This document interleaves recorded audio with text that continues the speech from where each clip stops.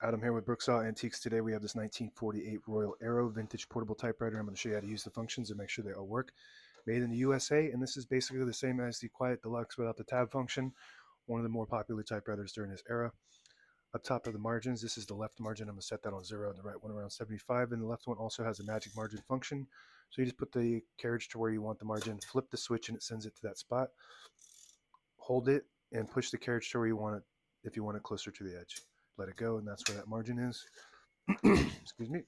This is the paper bail that sits on top. Got two adjustable rollers. Holds the page down nice and tight.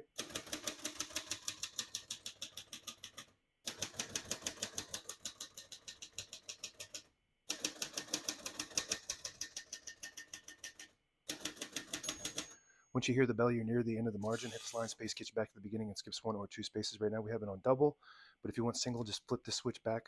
It skips 1, flip it forward, you get double. We're going to keep that on single for now and finish typing. As you can see, all the keys type nice and none of them skip or stick. I'll type a sentence in red on the next line. A switch from black to red is a switch on the right side here. Flip that to the left. It'll print the bottom portion of the ribbon, which is red. When you have it in the middle, it prints the top portion of the ribbon, which is black. When you have it down and to the right, it prints no ink at all. It just leaves a stencil for copying purposes. We're going to move that all the way to the left for red.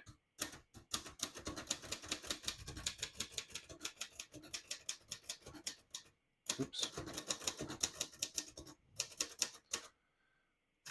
One little mistake in my spelling there. Print looks really good, but that's what you deal with when you're typing on a manual typewriter. You misspell some words. It doesn't have an autocorrect, and that's a gift and a curse. To pull the page out easier, there's a switch on the right side. Flip that forward, it unlocks the rollers, and then with the platen allowing you to pull the page out easier, load thicker paper like carbon copy or cardstock. Make sure you flip that back before you load the next page, or else it won't load correctly. Gonna put the color back on black. Shift on each side, a shift lock on the left. To clear that, just hit the shift button again. Backspace on the left side. Very good.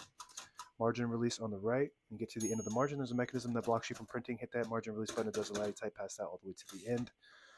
Open the hood. All the brand new ribbons loaded on the left side, so it's pulling clockwise. It's actually pulling to this side, but we do want it to go to the right, so you just flip this switch here to pull to the right, flip to the left to pull to the left, and it's got an automatic ribbon reverse.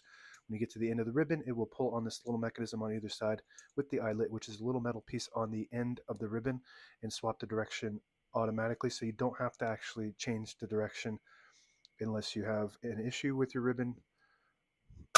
It does have touch control too on the inside here. The farther right you go, the more tension there is when you hit the keys. You do have to hit the keys harder for them to print, but the respond faster, the lower you go, the less tension there is.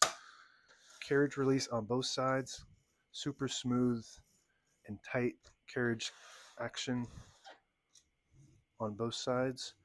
And if you push the button on the left knob, it disables the spacing when you turn the knob, so you can get to an exact spot on the page. You let it go, you get the clicks. Each one of those clicks is one space, in the same concept with the very top lever.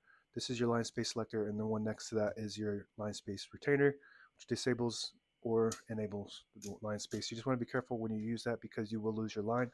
That's for getting in between lines for documents and whatnot. And that's it. Now available on eBay or Etsy or my new website, brooksawantiques.com.